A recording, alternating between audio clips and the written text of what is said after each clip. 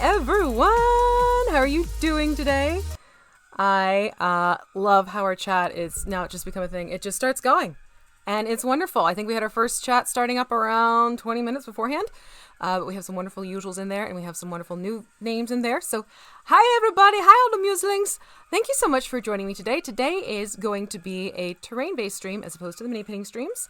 If you want to catch me painting minis, that's on Wednesdays for the lunch break live stream. This is the Friday feature terrain stream that I'm doing. And today, I'm going to show you how I make the market stalls that I've been creating for the black market for the Zobeck City commission build that Kobold Press has hired me to do. So I'm very excited to show you this basic thing that I started doing. It kind of gives me building blocks to help create all these different permutations of different market stalls, because I do want to try and make these so they all look a little bit different from each other and they all have a unique flavor to them, just to add to the variety, because this is the black market. It's kind of like this really cool, secretive, cloak and dagger type of area in the city of Zobeck. So yeah, that is the plan for the day. And I'm also loving how we're talking about, boo to Christmas, yay for Halloween, with various comments going on already in the chat. But hello to everyone there. Ariel jumped in first, and we have Mia, we have Jerome. Hello, Todd. Hello, Puddin. Hello, Dungeon Matron. Hello, did I say Mia yet? Did I say Jerome? Todd Eponymous, hello as well to you. So thank you so much, everyone, for jumping in. And let's get started. What I want to do first is show you some of the stalls that I've already made. Now, one of them I have gotten built. This is actually the first fellow that I built. And I also made sure that let me adjust my lighting here a little bit, that he got some paint so you could actually see the details a little bit better, because that's the reason why the lighting's a little off. Since I'll be using the foam core, if I make it any brighter, the flashback is ridiculous. So this is the first stall that I made up using this concept build that I'm really liking.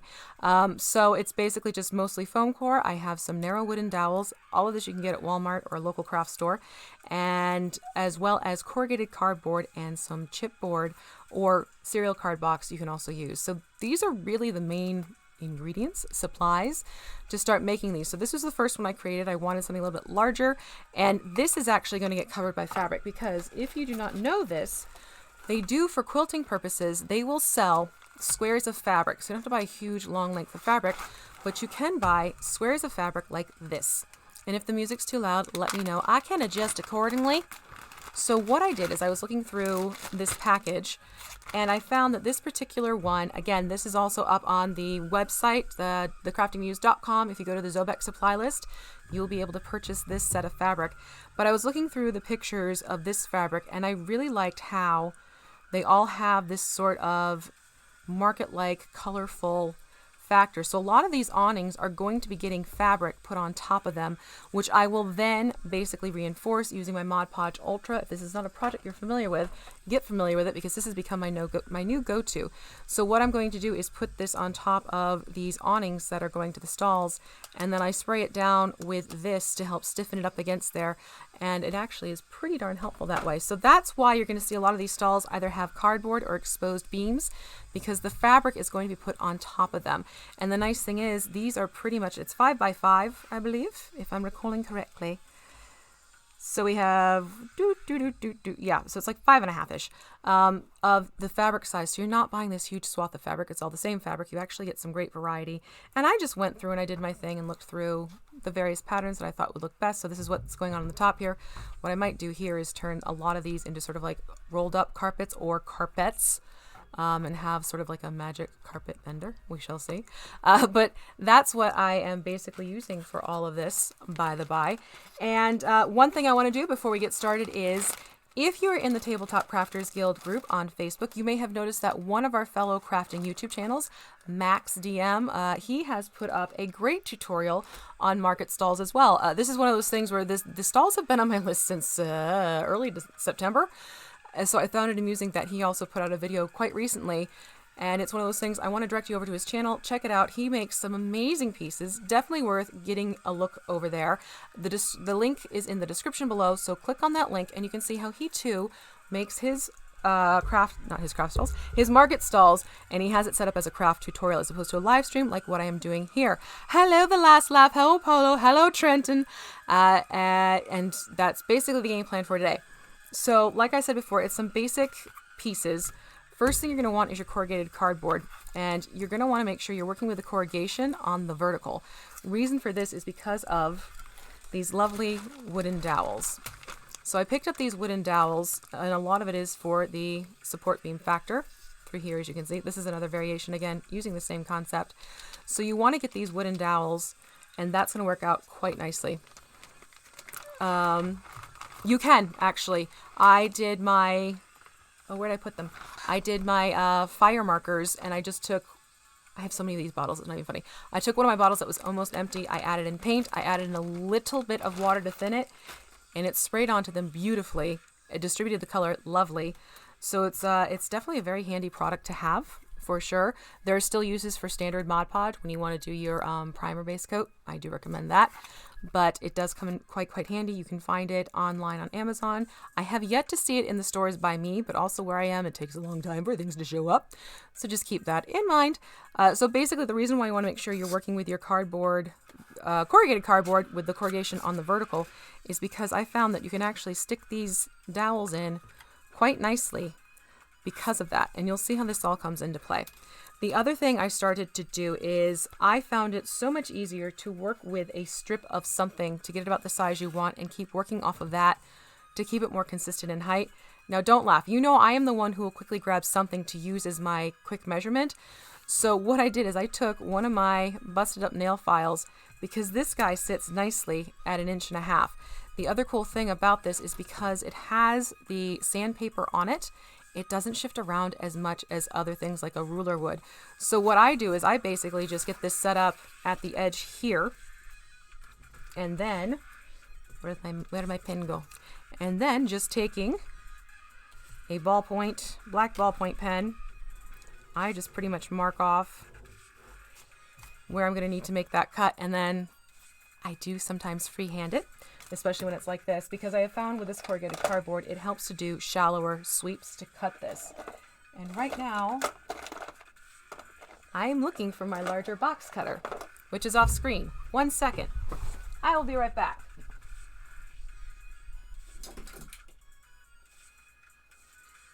All right. Someone ran off with my utility knife, darlings. So taking a larger one, I found that the thicker ones are a lot easier, especially when you're trying to cut through your corrugation. I will jump down to my other stuff as well. So then it's basically just very carefully scoring that line you just made. And yes, I go freehand. It's my thing. And I do a few sweeps of this. And sometimes it helps to sort of take it from about halfway through, maybe a little bit less, and get one side freed up like I just did it here. Flip it around and then do the same thing to the other side, and then that way you're not really getting close to your hands and having to worry about nicking yourself. So what I'm going to do is I'm going to cut a few of these out. In terms of width or terms of the overall length, that's going to be up to you. The width I do find I am varying just because I'm not sure how big I want to make these. I am capping the overall length though, say for like a panel, at 3 inches, because if you do the math, that's about 15 feet give or take in scale, which, you know, having done markets and stuff and things like that in a past life, you don't want to make these too big, and 15 feet seems to be sort of the top out length for a lot of the spaces you'll get. So personally, because of my experience and everything like that, I stopped at 3 inches wide, but then I'll also use these strips and kind of cut them into smaller, you know, inch and a half type of thing. So let me get a few of these strips cut out. And like I said, I just jump over to using my little nail file, which I know measures exactly a 1/2 inch. And it just, this is why I like it. It doesn't, I'm really having to push now. It doesn't shift around like I have found other things will. And it just helps me keep things a little bit more to the true width as I want them. How do you do it without crushing the cardboard? That's actually why you do the sweeping cuts as opposed to one big swoop of a cut. Because if you go in, and I'll do it, I'll find a scrap piece. If you go in trying to really push down in one fell swoop, you are going to, by nature, smush it down. As you can see, it gets a little mucked up. So that's why you want to do shallow sweeps. So Dungeon Matron, it's literally just thinking about cutting it through as layers. So what I do is I take that first cut and I just very carefully, I am literally just scoring that top layer of the paper. All right. And I do that a couple times. And now it's freeing it up. You can actually hear it where it's running through the corrugation itself. And now I'm all the way through on one side from doing that was like, what, 5 sweeps of my knife. And then you turn it around and then just continue again, those shallow sweeps, and it cuts itself free without crushing the corrugation. That's really the best way to do it. It also helps to measure it out first and again, mark your line as opposed to depending on pushing a ruler down and cutting at the same time. I find that sometimes the rulers actually will be the smush agents. That's a term, for why the cardboard gets a little bit mucked up. So again, get your piece measured widthwise, mark it off with your pen. And I love this. Just get that where I need it. Okay, so I'm going to just run that down a couple times. Now I have my mark. And again, we're just doing those very shallow cuts, not forcing anything, not being heavy-handed. And like I said, I find it easier to kind of make a few cuts, and then as I get further into the corrugation, work it on one side, spin it around, work it on the other side. And it tends to give you a lot less issues in terms of it getting compromised and it getting schmooshed. Okay, so I have like 3 of these now cut out. And these are basically going to turn into the sides of my stall. So keep that in mind. You're just showing it who's boss, says Viper. Exactly. You're showing it who's boss. So I'm actually pretty good. I'll show you my larger stalls. So I showed you this one already. This was one of my bigger stalls. I actually had fun with some foam core and made it look like there are doors on either side, or the one side. It's literally just taking the foam itself, giving it a nice wood texture, which I will show you in a minute. And then I sort of etched in with my, actually I did not use my ballpoint pen. I used one of my dotting tools from my manicure set. I have discovered that these are great for making marks in foam. So I've started using these because it's similar to the ballpoint pen, but then you're not running into the ink factor. So just a little aside, little discovery I made this week. So I made this guy up. He's one of my bigger ones. And then I also have this dude, another one of the bigger ones that has some shelves in here. This is actually going to turn into... I'll speak pretty one day. This is going to turn into one of the stalls where it's going to be like weapons and stuff. And the weapons I'm actually harvesting from my old stash of skeletons. I'm taking their weapons and I'm going to get them painted and put up on this as well. And then I have this one, which is more of a mid-size one. This is sort of the very basic market stall concept that I've been coming up with and that I'm going to make a few more of.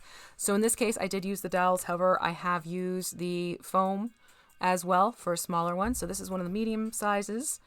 Another one, this one has a deeper setting to it. I think this is going to be something where I have, because this is where the vendor would stand. This is where the people buying would stand. Again, it's going to have a fabric awning to it. This one, I'm probably just going to make it pretty generic stuff, like make up some little not cardboard, but boxes to look like wood and fill it with things. And then this one, I have another cardboard awning started, which again, fabric's going to get draped on top. And this also has the little doors on the side, which are harder to see because it's still in its white form, but you can see there are doors on either side. So it's just, I found that by doing this, I'm getting all these different permutations of design once you see how I start assembling these. And then I also had some fun and just did some that are completely different. So I have this one, which is sort of an open frame, little sign at the top, and then it's just some scrolls and books. And on here I have a little, I made beads too. Or bead bottles, I should say. I made this from beads, this lovely little fortune teller ball that's going to go right on top there. So it's sort of like a little spell scrolls and whatnot. A noodle stall. You're not wrong. I was kind of thinking that'd be a cool like sit down and eat type place. So I'm going to see if I can get some, I don't know, some stuff to kind of connotate this is where you have something to eat. Yesterday what I was doing is I was just taking some beads and creating little bottles. So these are the little crimping clamps you can get to end a row of beads that I'm using as stoppers for the bottles. And then I just went through and I pulled out all the tiny little beads I had in my bead collection. Again, this mix is on my website in the Kobold press supply list, and you get all that going for beads and everything. They also have one that was in the shape of a skull, which I absolutely had to bring out. So this is a skull shape, and I'm going to go through and I'm actually going to like dry brush it with a little bit of metallic to bring out the detail a bit better. But I just put a topper on it and it looks like it's a bottle of, who knows, maybe poison or something. So I did all that, and then this one's sort of more of a, again, open bookshelf-ish type of vendor. But yeah, it's a really, once you get this going and you can incorporate the dowels, it gets to be very easy. And then these are the shelves. I don't know if you saw these yet, but these are the shelves I made again with these bead bottles. And this is sort of for a potions vendor. So I got these suckers all made up, and this is literally all it is foam core and toothpicks run between the foam core to create these great shelves. So that's another bit of it.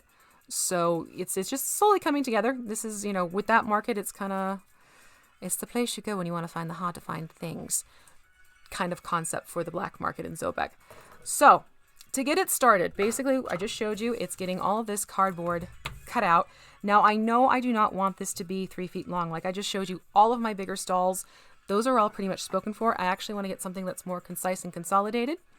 So what I am going to do is I'm going to take this and I'm actually going to divide it in half because this is 3 across. So I'm going at my 1.5 inch mark and I'm just quickly marking in where I want to make that cut. And just like you saw before, very, very shallow cuts to get it started because you don't want to smoosh the corrugation. And yeah, it might take a few more sweeps, but it is absolutely worth it. Now I have my 2 side panels here, and I think what I'm going to do is actually take another one of these pieces and cut this at the, I think I'm going to make it 2. And this will become my back panel as well. So these will be the side, this will be the back. And the front's going to be left wide open. So again, just some quick scoring cuts, not push down hard all the way through from the word go. That's where you go smooshy mode. And now I have, so basically we're looking at here, side, back, opened up for people to walk right in and take a look at what the vendor has to sell. So that's that with prepping the cardboard. For now, I'm going to put that stuff aside, and this is where I'm going to move over to, and also why the lighting's slightly funky on this camera right here. If I make it a certain level of brightness, it's like whiteout mode, and it's not fun, and it hurts eyes, and I don't want to do that to people. So this is just some standard foam core. I have peeled off both sides. This is the foam core you get from Dollar Tree that peels off beautifully. You can use other foam core. Sometimes it does not peel off as well, which means you may have to involve things like spraying it down with a little bit of warm water, and sometimes Dawn fabric softener helps get that glue to break down. And what else? Rubbing alcohol too can work. So what I'm going to do is I actually bring the cardboard to the foam. And I'm always using my hot glue gun for this, but it is the low temp, my tried and true buddy, is what I'm going to be using for this because your fingers are going to be getting involved, and yes, you can burn yourself just a little bit if you're not careful. So I'm going to take this, and on one side, I'm going to add just a nice little swirl's worth of the hot glue, quickly turn it over, and in this case, you do want to leave a little bit of overhang, and I do this wiggle motion just to really make sure that glue sets and gets pushed down. What you don't want to do is you don't want to on the cardboard because then you're smushing your ooh, that was probably loud. Then you're smushing your cardboard, which you don't want to do. It's all about the little wiggle. And in this case, you're leaving spaces in between. It's okay if it's not perfectly lined up because it's going to get fixed when you do trim away work. And yes, this means there's going to be some scrap pieces of the foam core, but trust me, it's a lot easier to do it this way. So again, same thing. I'm taking the other side panel, wiggled on some hot glue in swirls, and now I'm going to give a little wiggle and get that onto the foam core. Hello, Base Hunter, how are you? And yes, in terms of assembling with the beads, that can get tricky. What I do is I take just some sewing pins that have a flat base to them, and if you're lucky, that flat base is wide enough where it catches the base of the first bead. And then you can thread on the other one on top of the other bead. And then I did, it was either a little bit of hot glue or I would use my super glue kind of dripped into it. And that's what's holding it all together. It's actually quite easy to do. Hey, Jan, I may even, if I have time, I will show you how I do one of those. The other, oh, that's what I forgot to get today. I went out to buy supplies. I meant to get rounded beads, not beads, pins, to string along the beads, and that way that can act as a bottle cap or a bottle stopper. Okay, so same thing here. I now have all 3 lined up here. You can see that the cardboard is still nice and preserved. It's not smooshed. You don't want to smush the cardboard. Don't smush the cardboard.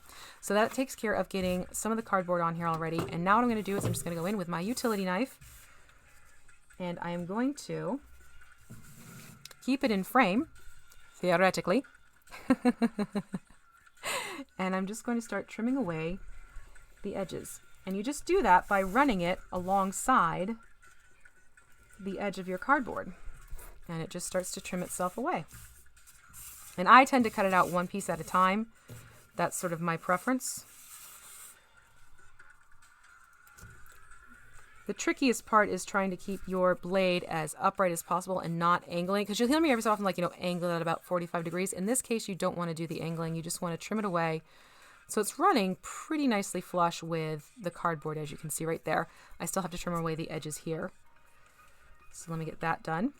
And if you want to, if you're one who likes to put bricks on individually, you can save these little cutaway pieces for later, which I have been doing because, plans. And that, just quickly fix that logo. And that is one of these panels cut out. Okay, and you'll see how this all starts pulling together. Let me get the other two cut out and we're going to go from there. So again, it's just working along the edge of that cardboard. And it will help to make sure your blade, I might have to change this blade. It's kind of cutting funny. It does help to have fresh blades when you're cutting into foam core, and you want to have nice even sweeps. As it starts to go, you will notice there will be some snagging and pulling, and this is starting to do just that, which honestly I'm not surprised about because I have been using these a lot. I was just trimming away some excess that I didn't catch. So you can see we're starting to clad these essentially in the foam core, and that's the whole purpose. You can make an entire meal if bread, zucchini bread, potato bread, topping. That's a lot of bread. That's like a carb lover's lunch. That is a carb lover's lunch. Now I'm really hungry because I've been running around running errands. Oh, by the by, for those of you who were here in the chat on Wednesday and I was talking about needing to find animals, thank you so much for your recommendations because Dollar Tree had what I needed. And I just went through the little bags, and for $1 each, I got a good variety of what I'm going to need. So thank you so much for the helpful tips and advice as to where to find these animals, because I now have it, which is a big relief for me. I just have to go through and paint them, which it's not that big of a deal. Okay, so now we have these all clad on the one side. If you want to keep these narrower, which I have done on a few of these, as you can see here, I literally just took the cardboard and then taking my Fisker's finger knife, this little guy here, I just took this, and what I do is I just, no, get back here. What I do is I will just do some very light scoring into the paper on top. You don't want to go too deep, and that just starts to create a little bit of a wood grain on the cardboard if you want to do that. I'm going to do a full clap of the foam core for this particular style so you can see it.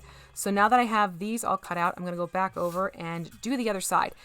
That's the important thing to keep in mind. You want to make sure what you do to one, you do to the other at the same time, because if you start working it away one way or the other, your joints sort of look a little bit, well, disjointed. You'll see what I mean in a minute. So again, I'm just going to put some of that glue on here. Make sure it's a healthy amount. You don't want to be stingy. You also don't want to overwhelm it. But the biggest trick is getting it onto the foam core and just wiggling it so you know it's in place, and it'll catch itself and it'll hold, and that's when you know it's got to be where it's got to be.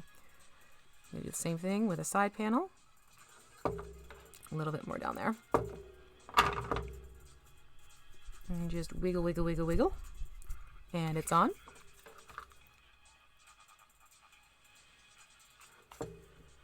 So yes, I have the black market to work on. I have the stalls to create. There's 20 pieces to the stall sets, including those shelves. So I have 11 now, so I have 9 more of these things to make in their various forms. And then, oh, I love that Fisker's knife. Are you kidding me? And then I have the slave stage to create. That should be interesting. And I have braziers I want to include with that because it's underground. It needs some source of light, and I can't exactly do the chandeliers that are normally in it because, you know, this is an open setting. It doesn't have a ceiling to it, this build. All right, doing the same thing. I'm just cutting away the other side now. Just very carefully, trim work.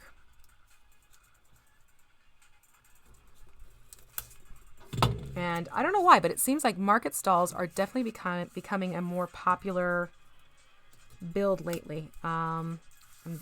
My theory is because of things like Waterdeep and whatnot, we're getting more cityscapes as opposed to dungeons out in the wild, abandoned castles type of stuff. So it's cool to see.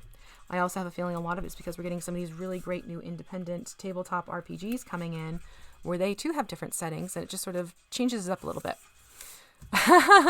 Well, I do have Base Hunter, the website does have, and this is a permanent tab on my website, I have a list of all of my favorite supplies that hook up to my Amazon affiliate store.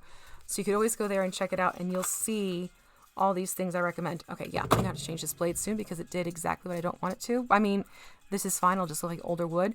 But when you start having your foam tug away at this, it's time to change your blade. And for me, that's just pulling it back. I always take a plier like this and just carefully bend it.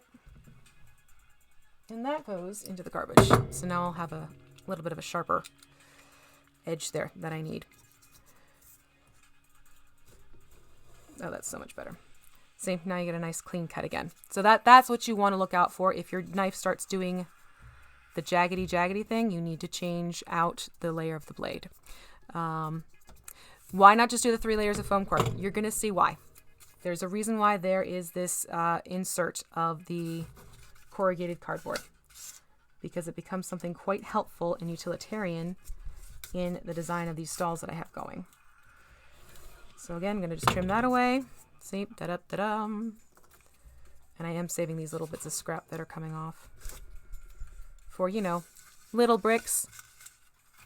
Well, thank you, RJ Scum. I have been crafting since I was a child. A glue gun has been in my hand since I was 7. So for me, I enjoy crafting and I enjoy sharing the tips and tricks that I have learned through the years. And even when I learn new tips and tricks, I enjoy sharing those. Okay, there we go. So now I have the lengths all backed like so. And then basically what I'm going to be doing is setting them up like this. However, I need to get this capped first. And you could do, if you wanted to, a longer length of the foam core that way. I actually wanted to have the fun of the differentiation of a couple pieces of the wood to give it some architectural interest. So, because she glued it to her hand? Who glued what to her hand? Just, oh jeez. All right, so then what I'm going to do is I'm actually going to just, I have this little corner here. I'm going to trim that away to make it easier. So then what I start to do is I start putting foam core on either end. So for that, I am going to just put the glue on either side where there is foam core. You kind of want to avoid where the cardboard itself is, and you'll see why. So it's just a nice layer of the glue. Yeah, right? Freddy Krueger is a crafter. There you go. And then I'm just going to line this up along the foam core. So kind of like an edge-to-edge thing. And then I just have to trim away these little corners here. Now, I will say it's easier to trim these out as you go along. I haven't had this glue gun since I was 7, but I have been using a glue gun since I was 7. Yes. Absolutely. So same thing, just trim away carefully, carefully.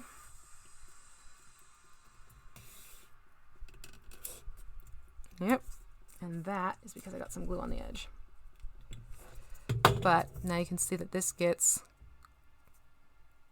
covered in there. I'm going to do the same thing to the other side.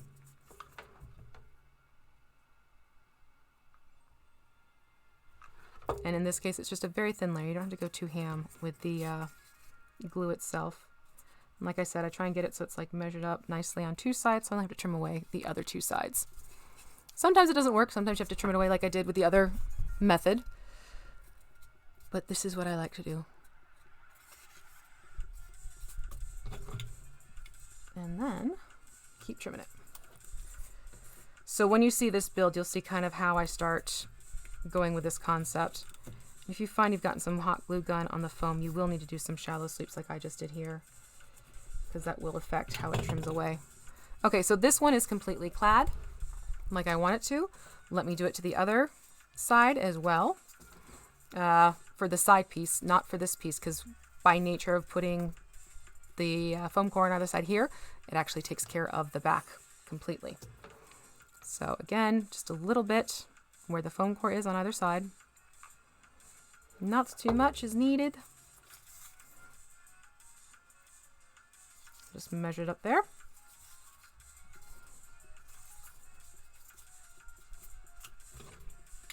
Looking to see if you guys are going any further with the chat.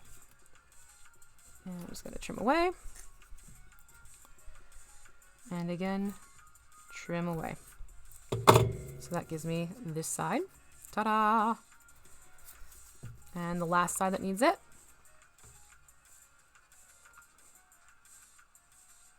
A little bit here, a little bit there. And once again, this is music from TeknoAxe, a very great source of music online for those of you who are looking for some royalty-free options. I use him quite often. And I think this one I'm going to just...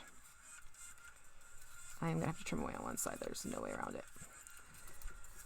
So he's a really good source of music. It's one that MTD, Mini Terrain Domain Jake, got me turned on to. And I'm quite thankful for that because it's become a really great source of all sorts of music. He has variety. He has sort of the electro, which you're hearing right now. Also has sort of soundscape stuff. I'm just cleaning up the trimming here. And just, you know, good variety. So if you're considering that, and he does give you permission to use his stuff in the form of print, which very much helps. Okay, so now I have both the edge pieces clad on either side, on all sides actually, with the foam core. This one is just the two sides because what we're going to be doing here is sort of marrying them together like a so. So we're going to end up again with sort of a U shape is the plan here. Now, before we start gluing things together, this is where you are going to want to get... I'm going to use my plastic brush, same thing as a wire brush, but I like my plastic one for this stuff.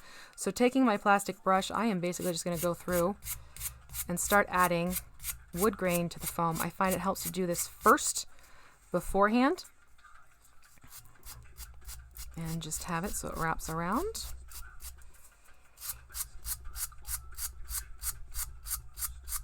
And I do tend to do a few passes just to really get that wood grain deep in to the foam. You don't want to get that lost by putting your coats on there and then suddenly it's gone. That would not be good. Okay, and it helps to do this ahead of time before you assemble your pieces together because obviously it's easier to do the sweeping motion before gluing it together because if you do it after you're gluing together, you're going to be sitting there like, "Rah!" And there's some angles you may not be able to get as well. So again, same thing. Now I'm not going to worry too much about the jagged edge here because that I am essentially going to put a shelf on top is the plan. So I'm not going to get too worked up about it. And again, these are market stalls. These are kind of made to be a little bit more rustic and slapshod. But you can see there, this is why I tuned down the brightness. You can see this wood grain picking up, which is exactly what I want to have going on. You can even change directions if you so choose. Again, what I'm stressing here is that you really get it in deep. Make it a very deep-rooted grain so it'll show up when it comes time to put together. And I find that the plastic brushes are great at that. Sometimes I've found that my wire brushes will rip at the foam a little bit more and you can't get as consistent a groove. So that's why I do recommend my plastic brush for that. And then get this last piece going. Same thing.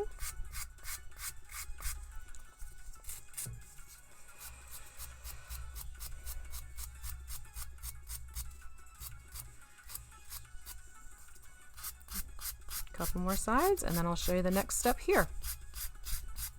And the next step is also very important because if you skip this step, you're going to be having some problems. Yeah, the black market is a specific location in the city of Zobeck of Kobold Press's Midgard world. And it's basically where you go to get the things you cannot find in the markets up above. Which is why I kind of wanted to have this be more of a Mod Podge of styles of vending booths and stalls. Because it's not going to be one of those things that's, you know, arts and crafts fair purdy that you'll see up in a town square. I've purposely been going for these different looks for each stall because of that. All right, so these all have their wood grain texture now. which I very much wanted to see on this one. You can go back in and have some fun. Say you want to get some knots in the wood. I am going in for one of my, again, these are from manicure sets. So one of the, it's basically a ballpoint at the tip. So I'm going to take one of these and I'm just going to, every so often, wiggle in an indentation and you'll get your knot of wood. Just to give it some visual interest. Not incense, interest.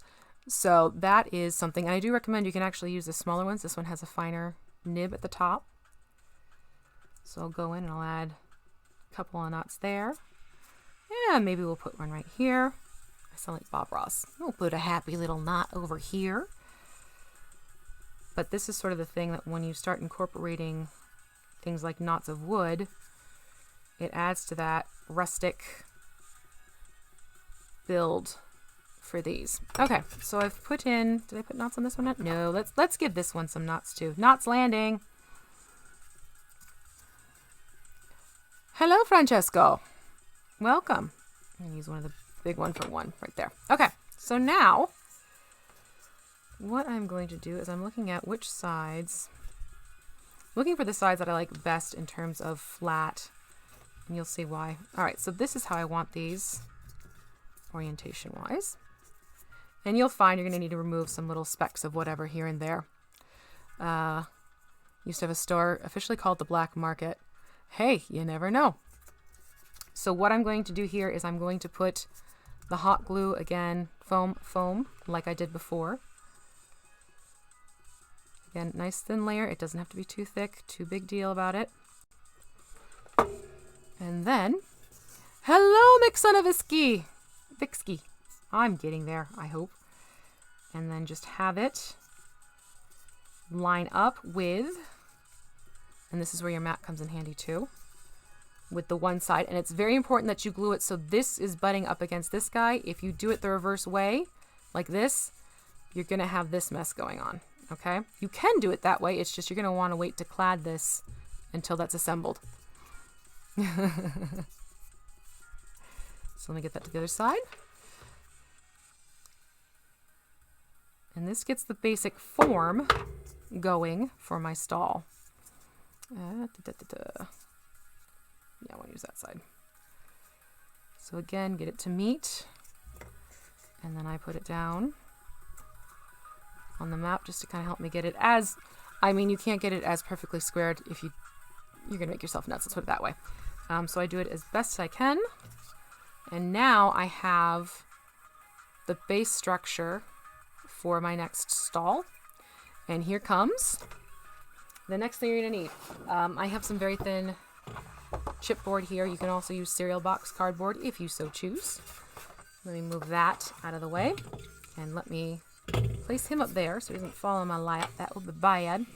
So just taking this, what I'm going to do is I'm actually going to work off the side that has the smoothest, which is right through here. So I'm just going to put a line of hot glue basically around the edges and then pop it on here. Hello, Michael Clark. Nice to see you. Thank you for joining. So again, it's just, this is where you're going to want to work a little quickly here. And I'm literally running this along where the foam core is, not so much where the corrugation is, and you'll see why. And it's the same concept. I am going to work down to a corner here, and I will get it as close as I possibly can, but I still want to get a little wiggling going on. Not too much. It takes pretty quickly. And now this basically gives us a nice flat finished bottom, you'll see, to this. So making sure this takes, you don't want to cut this while it's still cooling and hardening up. Otherwise you skew things around and things happen there. But yeah, that pretty much feels good. So now I'm going to go in, and in this case, yes, I am going to hold my knife so it's at a 45-degree angle. Reason being is I want the edge of this to kind of get tucked under more. I don't want it sitting flush with the edge of this. So to do that, I tilt my knife at a slight angle, and I very carefully will pull it back. Again, sometimes it helps just to take a couple of shallow passes as opposed to trying to make a very deep, fast cut. Black Market Noodles. Oh, we're talking about the one booth? That would be a nice noodle booth name. Black Market Noodles. Let's see if we can get that to be canon. I'm just trimming things away here. So you can see I have the back piece and a side already trimmed. The fun part is doing this is keeping it in frame, but so that I can still reach it. All right, so here we go again. At that angle. Is that in frame? Yes, we are in frame. 45-degree angle tilt there. Yep, that cut through.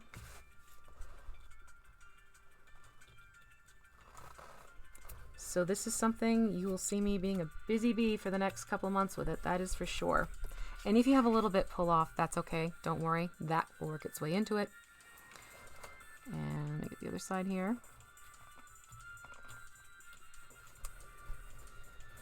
Just very carefully. And finally, I have the center guy here. And this guy may have to do sort of a cut to center. Yep, cut to center turn, cut to center turn. Makes it a lot easier that way. So the City of Zobeck build is basically what my biggest focus is. And then, did I get it? There, I got it just a little bit. We'll be good. Character. Do be careful that your blade doesn't hop on you and catch it. Luckily I didn't cut it, but it just gave it like a nice little groove. So if anything, that'll be cool when the paint comes around. And I just have this one little piece left right here, which again, I'm going to trim away carefully at that 45-degree angle. And you'll see here, it just tips it in enough where it doesn't overtake the edging, which you don't want to have happen. So that's why I always recommend doing that slight little angle to it. Now, we have this established, we have the base. It's now pretty darn strong because you have that board at the bottom to keep it as is. This is where we have the cardboard coming into play. Why did I use this corrugated cardboard? Time to find out. What happens is you are able to now stick the dowels in and get your post to install pretty darn quickly, which I like. Now, in terms of how high you want to vault this, I have sort of capped it at 3 inches was like way too extreme. So like 2.5 inches, something along those lines. You can have it where some are taller and the ones are taller in the back, so you get like a sloped effect going. You can have them so they're all even. Really, however you want to flavor this and spin this is up to you. What I am going to do for this particular guy, I think I'm going to keep them pretty darn similar in height. So what I want to do is take out my dowels. And again, with your measuring mat, yoink, I'm trying to get it so you can see it. I'm just going to be looking to see, I think I'll do 2.5 on this guy. So doing 2.5 inches. No, let me get my finger knife for this one. Finger knife gives you more control. So I'm moving over to my Fisker's finger knife, which again, you can see in my Amazon. So what I do here is 1, 2.5. To cut these, I actually will roll the dowel under the knife a few times. And I have found that gives it a cleaner cut as opposed to trying to drag the knife across and across and across. So just by doing that rolling action, I now have a cleaner bottom to my dowel cut. Same thing, I'm going to do that again. Make sure it's 2.5 inches in length.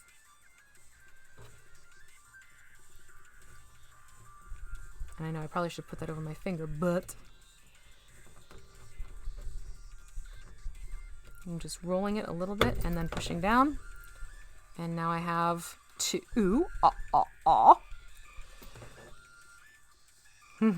left-hand path, sinister, quite literally. Those who don't know, sinister means left. One. Hold on here. 1, 2, 3. Sometimes you look at these grids and your eyes go, wait, hold on, what am I looking at again? Because of all the crossing points. So again, I'm getting this cut. I am rolling this dowel while putting pressure with a knife, and it gives you just a nice clean cut at the top. So I'm going to go with, I think I'm going to do just 4 across, because like with this one, I did put 1 in the center. But for this one, I think I'm going to just keep it at 4, 1 in each corner for this particular build. And we are getting closer and closer to Mace, folks. For those of you who don't know, myself and the other 4 guild masters are going to be at Mace, which is in Charlotte, North Carolina. That is happening November 8th through 10th. Go to Just Us Productions and see if you still have a chance to get your badges and get on in there. And all 5 of the guild masters are going to be there. So it should be a lot of fun. Okay, I now have my 5 posts. I do save these. These actually work very nicely for scrolls. So I do save these little bits. I do not toss those. Those are helpful to keep. Where's my lid? There's my lid. Always, always, always cap this guy. Granted, it doesn't roll around a lot, but when it falls, it can hurt. Hello, Brandon Dudley. Hello, Kelly. It's totally okay. Not to worry. So here we are getting to the point now of putting our posts in. And I always do a test fit. But this is why the corrugation is so critical. Because now, without even trying, and you'll see how this all gets covered too. It's actually quite straightforward, and I like that. So now I want to make sure these are staying put, because if I don't glue them in, that becomes a problem. I recommend doing this one at a time. So I will go into that first little socket and add in hot glue, and then quickly insert the first post. You may need to sort of eyeball this a little. You can even tip this onto its side and adjust. You have to do this quickly though. Adjust accordingly to try and get it as vertical mode as you possibly can. If you really want to get technical, go ahead and pull out that triangle. Oh, you wish you could go. Yeah, you know, life happens. That's a thing. That's a thing that happens. But it should be fun for Mace. And then I am also going to be at PAX Unplugged. Don't forget, I am running this giveaway. PAX approached me to host this giveaway where 5 3-day badges will be given away to a lucky winner. Each winner is going to get a single 3-day pass badge. So I have 5 in total, 5 winners, 5 badges, 1 badge each. So if you want to go check that out, if you're considering coming to PAX Unplugged, please do. Let me put in that giveaway. Oh, wait, that's not the right one. Hold on. Let me get the giveaway link for you. And then that way, you can check that out and you can enter to win. The drawing is going to happen November 1st. And I will announce it on the November 1st terrain live stream. So those of you can find out if you've entered to win, if you've won. But now we have 2 posts in. And again, nice and strong, nicely settled. This is why, there we go. This is why I like doing it this way. And let me fix this so I can actually see my OBS again. There we go. Ooh, stow away. And once again, the reason why you don't want to, when you glue this down to the cardboard or the chipboard, if you start filling this up, it starts taking on glue and then suddenly your posts become different heights. I have learned that the hard way. That's not very fun. Give the giveaway link. I just gave the giveaway link. There you go. Good luck to those who enter. Again, this is coming from Stride PR. They are the PAX Unplugged PR people. I am hosting it for them, so they will be the one providing the badges. I am simply the one getting the contest out there to my followers and subscribers because there have been a few people interested in going to this. So there you go. All right, now I have all my posts in. Just fix that one a little bit. And again, do the best you can. But there we go. And that's honestly, this is why the bottom was good, because now you don't have the posts coming through. And you get that set up like so. Then what we're going to do is go back to the foam core. And here, what I'm going to start doing, I'm going to add these little shelves to it. So I'm going to start first by doing the 2 outer sides. And really to do that is I'm just going to sort of just mark really quickly how long I need this to be. You'll see why. And remember, I tend to go a little bit off the cuff with how I measure things. So I'm going back to my nail file that I know measures exactly a 1/2 inch wide. I'm going to go back into that, put my nail file on, and again, it also doesn't shift around. I find with those 1/2 inch cuts, sometimes it gets a little bit funny on you. And I'm just going to make a few easy shallow passes here. And then I will just do a quick cut there. And I do want this to have a little bit of an overhang. So you can see there, it'll just hang off the edge a little bit in the front like I want it to. But I am going to have it, actually, do I want to? See, this is where they all end up. Yeah, no, I do want to do that. So I'm going to have it hang off the edge like that. So I'm debating if I want this. I can still do it, so it does that. All right, perfect. So then what I'm going to do is get it to where I want to be, and then literally just take this and gently bump it up against your 2 posts, and you're going to get these marks in your foam, which is good. Now you're going to go back into your knife and just very carefully do a slight little score in. You're not cutting in deeply. It's maybe 1/10 of an inch into the foam itself. So you can see those slits right there. And now I'm going to go to my nail file. My fingers have a small footprint.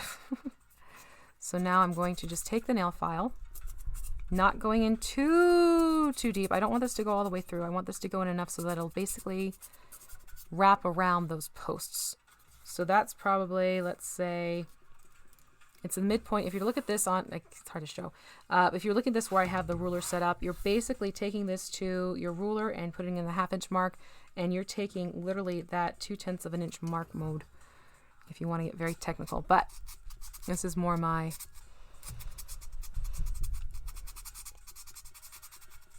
yeah, we have to do that, Michael, because people under the age of 18 are not allowed to get these badges as a winning product. So that's why the age is asked. It's completely up to you if you want to opt out because of that, but that is why we do have to get age involved into any giveaway. Legally, we have to ask that. If you're not being asked that for a giveaway, you need to be careful. There are restrictions too. So just something to keep in mind. So now that I have this going, I am going to give this some wood grain as well. Again, with that same plastic brush as before.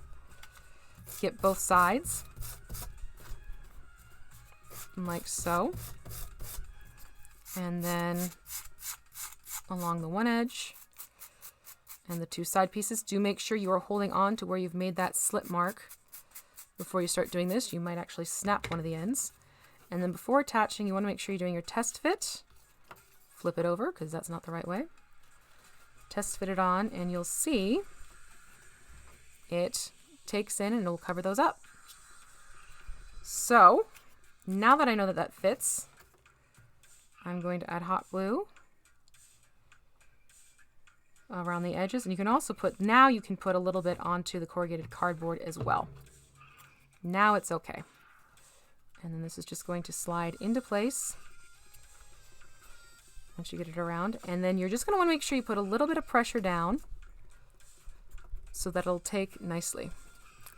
Yeah, no one lies about their age on the internet. Hello, Kleber, or Kleber. It sucks being lawful good. Okay, so that takes care of the one edge, and you can see it starting to build itself out. And then we'll address this bit on the inside very soon. And now what I'm going to do is the same thing to the other side. Just get that up here. And I do want a little bit of an overhang, so let's just say right about there-ish will be my guide.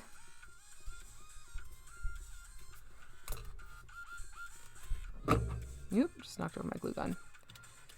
And now trim away a little bit more of that foam core.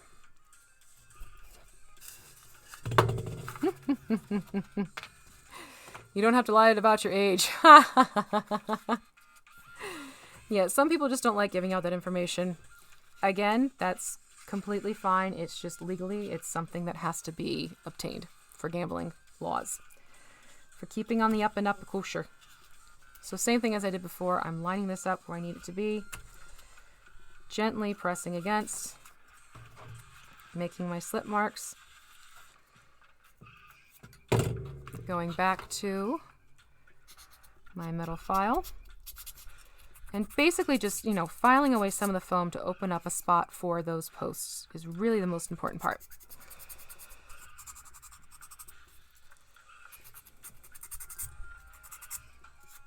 Now I have my openings, and then don't forget you want your wood texture. Get it on both sides. And don't forget your edges. I like everyone's like, oh, I don't want to get my age. Here's my age on the internet. You guys are funny. A lady never tells. Half the time people don't believe me anyways. Oh, I need more hot glue. I have a nice little stash right here, handy as can be. Fun little tip when you're doing your glue gun to make them merry. I put the tip against it for a little bit so it gets hot and sticky. And then just push the two together, and now that I'm pulling on it, you see it sticks them. So I like doing that. It's a fun little shortcut rather than having to constantly push it back, way back. Same thing, I'm just adding the glue on. And again, at this point, you can get it into the corrugation because that's getting capped. And then, yep, this way. And it's just a matter of feeding this on. And remember again to press firmly. There we go. I am 27. Good job. I absolutely am 27. At least that's what a lot of people say. So, hey, I'm 27. Oh, I love it. Okay, so now we're going to keep going, and I want the back length here. So this is where I'm going to go and hide. No, I'm actually looking to see. It helps to sort of line this up as best you can. Oh, it's hard to see with the white. Let's see if I can angle this better. This is the fun of I need to see and you need to see. All right, so I'm saying that is coming into play about there.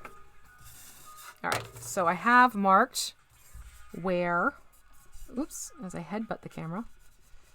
That's about the length I want. And yeah, you can measure it out too. I guess you could be logical like about it, but I just find this helps for a more custom fit. So I have that. And then, what decade was I born? I have shared what decade I was born. I am a child of the 80s. And proud of it. Actually, someone also notable in the D&D community and I were almost the same age. And we're both children of the 80s.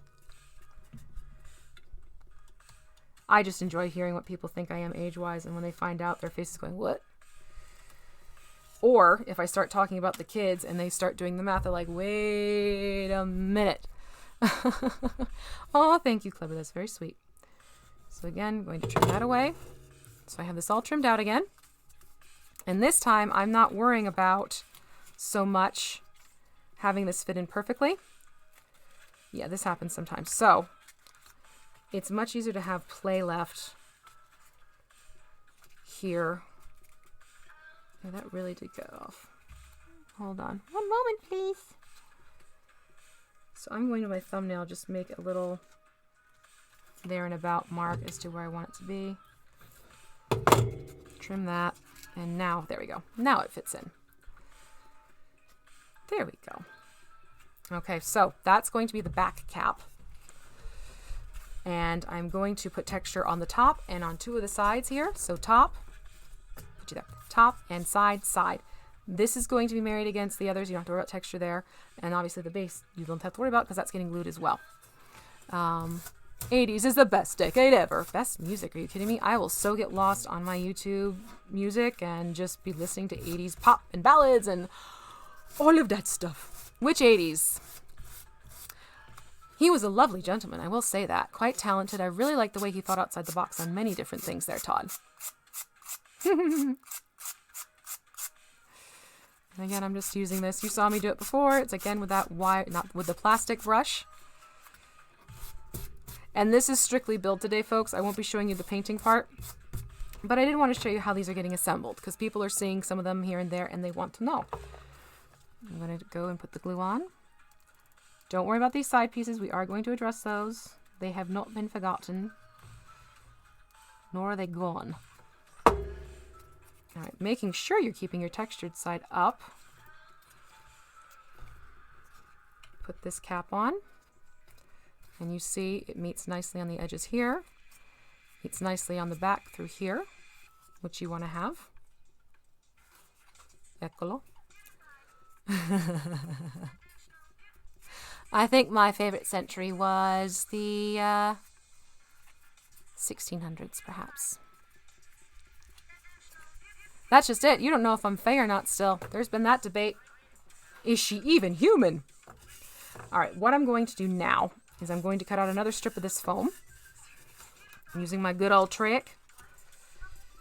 I'm telling you, this just, it makes a world of difference to keep things from shifting around all the time. You know what I'm going to do? I'm going to do this. No, go away. Sticky.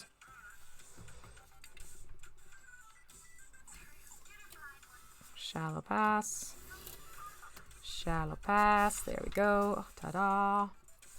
And then just a quick cut down to free it up. So I have another piece pulled out. Yay! Put that to the side. Now what I'm going to do is just bump this over. And I'm going to mark where I want that other cut to come in. So right there. A lot of this reminds me of tile work when you're having to lay tiles. Yes, Achilles, that's the way you spell Da Vinci. Yep. Okay, so now we have it where this is going to pop in. And what I could always do is leave this so it's a little bit wider, but I'm actually going to split this down in half. Because I can. Now this you're not going to see on screen because I am jumping off. Because my mat is so freaking big. It makes it slightly tricky. So I'm going to get this measured out first, and I'll show you the two cuts, or the cuts when I am done. But I'm taking this 1/2 inch wide foam core, and I'm taking it down to a 1/4 inch wide for reasons. And I'll pop it back into screen in just a second.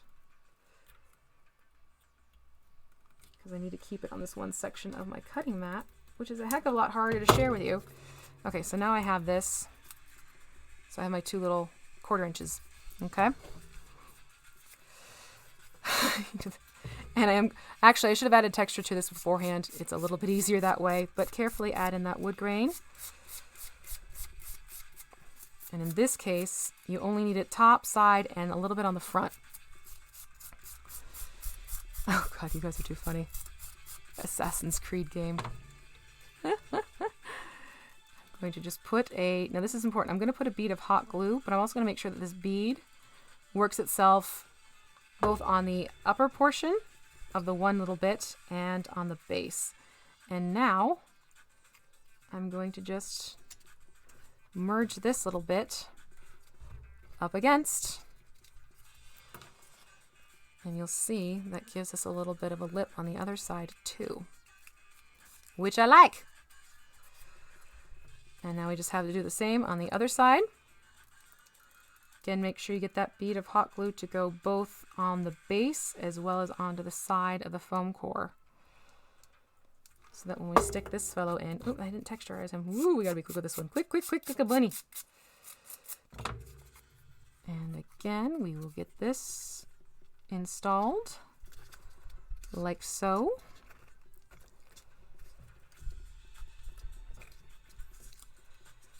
Just press it into place. And away we go. Now I do have a little bit of a different length going on here. That's okay. That's just my going in. And very carefully trimming those together. So ta-da, we don't have that issue anymore. But here we have another basic stall set up where everything has the wood grain texture. So this is the base of my stall. Now I want to look at the awning. For the awning, we're going to go back to our 3-inch wide corrugated cardboard, and I am going to cut out a length again. Oh wait, I still have a length left over. Okay, so we go back, we cut out a length again of the 3 inches, because now what we're going to do is we're going to turn this into a means to support the fabric that's going to go on the top. However, your 1/2 inch is way too thick. I wouldn't recommend doing that, so I am going to once again divide this in half. I think I might actually wing it slightly. So I'm just going to get this, slightly eyeball it. Get that to sort of line up with a division. I do this way more often than not. It's just how I tend to work. So you want it to be about 1/2 of a half, so 1/4. Just going to run that line. Okay. And then again, like we did before, just carefully scoring it. Very carefully, very gently, because you do not want to smush your corrugation. So I cut through the first layer of the paper, Sweep down again. That's 2 passes on the one side. 3, fold it through, turn it around. 2, 3, this is going to be 4. There we go. So there we have these 2 pieces now separated, and we have our corrugated. You can see through it, like, you know, he's Geordie. Like Geordie's a Star Trek reference. Don't mind me. And now I'm going to go back to my... Let me move that knife before I slice my finger. I'm going to go back to my chipboard, or if you want to, cereal box cardboard. Also very good. And in this case, we are going to put some glue on here. Just be careful that you don't overload it too much. But just get a little bit of the hot glue on there because you're going to have this adhere to the chipboard. So just get a nice little layer on there. And like I did before, just get it on. A slight wiggle. Just to make sure you have a nice even coverage. Ding! Same thing to the other one because we're going to have these cross posts go either side. And just a very thin layer again. And I will say, if you're using an industrial temperature hot glue gun and you're trying to do this, have Band-Aids ready. This is why I like using my low temp, because my low temp kind of gives me a little bit more maneuverability and less of a chance. I don't know. I think it's probably the fantasy factor, quite frankly. I find that a lot of people enjoy that fantasy escape. Oh, by the way, I forgot to mention, I put up some lights behind my backdrop for fun, so it looks like, you know, twinkly stars and stuff, and it's on different settings. I'm debating if I like it or not. It's kind of fun, and kind of whimsical. All right, so now I need to trim these guys out, which I'm going to do right now. Moving the hot glue gun. And in this case, you don't have to keep it at that 45-degree angle. You can actually do it as parallel to it as you can. And a couple shallow passes you will find will give you the results you want. So 1, 2, this guy might need 3. Move up to this guy here. 1, 2, because we're geeks and proud of it. There you go. That is our battle cry. You know, I'm thinking I'm going to wait for scissors for those 2 little end pieces. So what I'm doing is I'm actually trimming away on the length side of things right now. You will see why. There we go. Oops. Oh dear. We have a slight hiccup here, folks. That pulled a little bit too hard, so let me just go back in here. This is getting covered with the fabric, so I'm not too concerned about the fact that hiccuped on me. It's going to be hidden away. Hidden away. You know, it's not for everybody, but those who enjoy it, which I think is perfectly fine. If it makes you happy, please enjoy it. And if it doesn't make you happy, let the others enjoy it and leave them alone. How's that for the mom voice? Leave him alone! He's fine. Leave him alone. God, talk about summer. Star Wars. I like them both. I think... Oops, that was off screen. I think I am more inclined to Star Trek because of the nostalgia factor. That is something I used to watch as a child with my father. So for me, that rings a little bit more true. I got into watching Star Wars later on in life, more like late high school, early college. So Star Trek has been in my life for a very long time. Absolutely. But I enjoy both of them. And I've gotten into Stargate SG-1. I like the best. I like SG-1 the best. Absolutely, absolutely the best. I almost sounded like your mom. Sorry, Michael. Yeep! What's your middle name? Let's see if we can give you a good scare. Give me your middle name and I'll call you by your full name, young man. There we go. Get this guy trimmed out. Oh, we're still stuck a little bit there. I know this is out of frame. It's just this piece is so big. There we go. So now we have these 2 pieces. And you'll notice this side is capped. This side is open. Again, 4 reasons. 4 reasons. And now we go back to our lovely booth. And what's going to happen now is because you have that at the top, it means that you'll now be able to pop these on like so. And it doesn't slide all the way through. Now you could have it so it slides all the way through. That is entirely up to you. But my plan is to get these to just pop right on. Is that the right one? Yep. Move over one. Okay. So what I'm doing is I'm looking at where these two are entering the best for balance. So I know I need to go into the second curve in, which I'll show you right here. So I know that I'm going to be putting glue into this guy, and I'm going to be putting glue into that guy to get these two posts to go where I need them to be. Be generous with the glue here. And then just quickly take your posts, line them up where you need them to be, and then press those bubbies into place. The little bubblers. And now we have our back in there.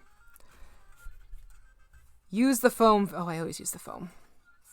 Use the foam. All right, so that takes care of my back post. This is essentially like, you know, a cross beam of, let's say if that was like wood or something for the top. Now I'm going to do the same thing to the front. Again, test fit first. And luckily it is nice and consistent where I'm going into the second in. Makes it so much easier, darlings. Ever so much easier. It is staticky today. I have things sticking to stuff that should not be getting stuck to stuff. Come on, why is this? There we go. Again, fill up with a good amount of hot glue.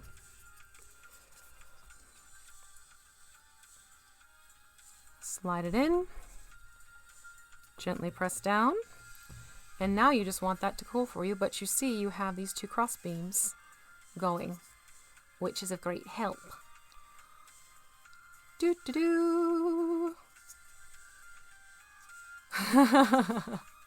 See, everyone has like that whole like Disney taking over factor too for Star Wars. Again, I'm very ambivalent.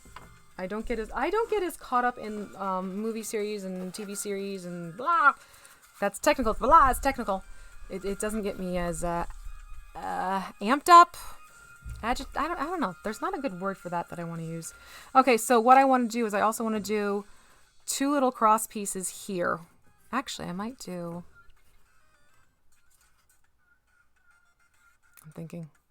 I think what I might do is actually make a series to go across here. Yep. So what I'm going to do is turn this up on its end. And see here, because I need to keep this on the... Well, actually, it doesn't matter as much. All right, so let me cut out another... Whoops, let me cut out from the wrong right side, because that one's... The reason why I didn't cut out from here, this is from the original side of the box where it's been curved over. I can't really use that as well. I reserved every whole... I gotta tell you, it was fun as a teacher. You'd get the kids' middle names too. And there was always that one kid or two who just would not focus or listen. And all you had to do is just... Rah, rah, rah, and away you go. Yeah, I don't want to... I'm not using the skewers on purpose. I kind of want to give this more of like a cross beam look as opposed to post. Too low and one high on the tent roof. I have done that on other ones. This one has that. Remember, I'm trying to make these all look a little bit different. This is giving you the basics of how to assemble. This is literally like straight up and down, literally. Side to side, literally. Now you can kind of see how these come together. Little by little by little. And again, I'm going to just get this so I can... I'm totally eyeballing this right now, folks. Because it's what I do. Oh, that didn't mark. Are you too good for your job there, ballpoint pen? Do you not like your job? Well, tough. Do your job. And then I'm just going to do that score cut. But that's just it. Once you see how this goes together, you absolutely can go back in and give yourself some variety with these, which is why I liked this approach, because once you got your base set up, you can play around with which sides have overhangs. If you don't want overhangs, there's no overhangs. Things like that. It does add up and it does really change the look of things. So this is about, I'm looking at my, so what I could do is just pressure mount it a little bit more, which I think I might do for integrity's sake. 1.5 inches. So we're looking at about 1.5 inches here. So again, I'm going to place this here. Bring it up a little bit. Make my mark there. Shallow, shallow, shallow sweeps of the utility knife. There we go. So there's one freed. And if I'm lucky, I only have to do this once because remember we were working with 3-inch length and now we have this cut in half. And in this case, I am not worrying about putting the clad top on that because again, this is getting draped with fabric. Actually, no, I will because I want this to be more structurally sound. Reverse. I take it back. I take it all back. I do want this to be just a little bit stronger, so I'm actually going to clad it with the chipboard on either side. And in this case, you really don't have to worry about getting this. If there's stuff that gets deep in, that's okay. Because this is not going to be taking on any extra posts or anything like that. So a nice healthy dollop of glue. Slight wiggle. Again, notice nothing's getting crushed because I'm being light with those sweeps.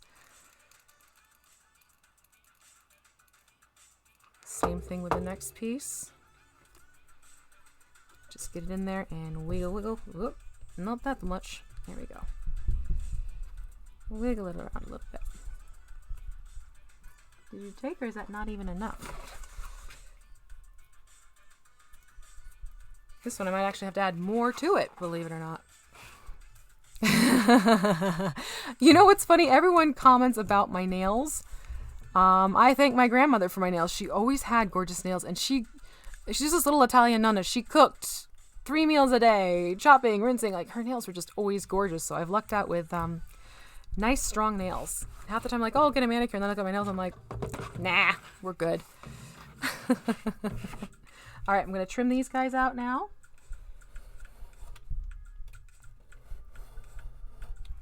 Like so.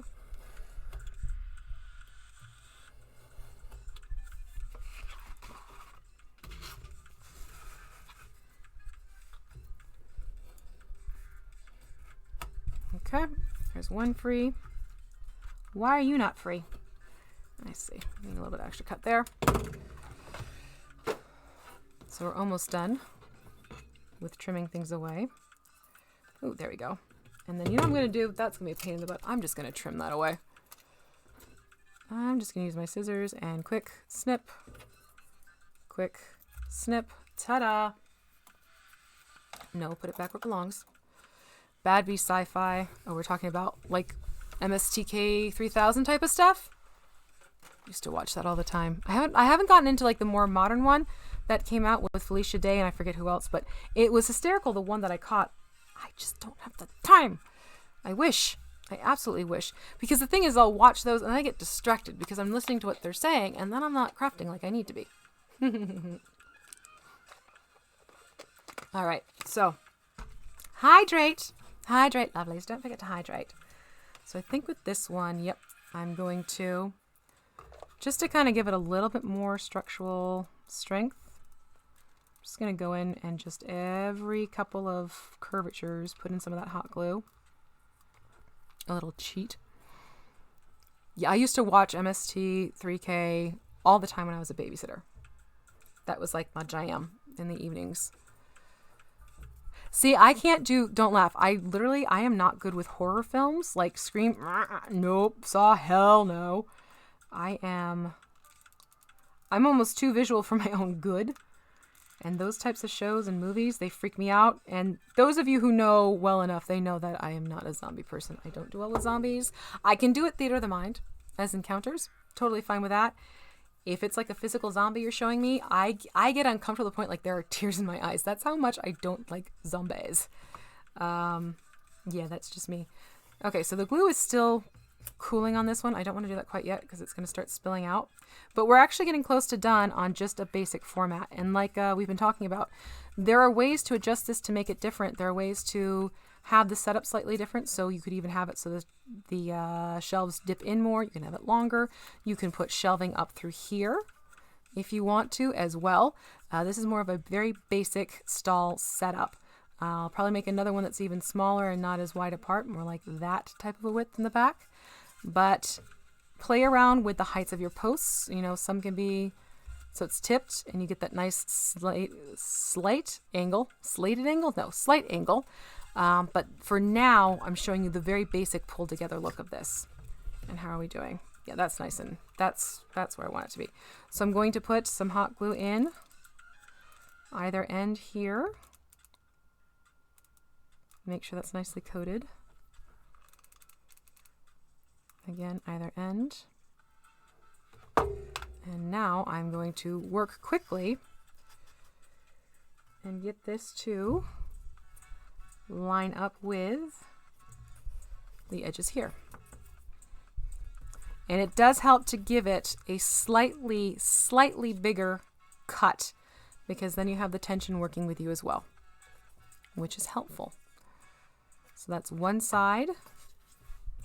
Have you taken? Yes, you have taken. I'm going to do the same to the other side. Get that nicely filled up with some hot glue. Side one, side two. And then working quickly, just get that into the point you need it to be. Ooh, and get caught in the threads big time. And that gives me the support for the awning right there. And you just want to make sure that really takes. Now, I'm debating if I want to put in a couple beams there. I could if I wanted to. I don't know.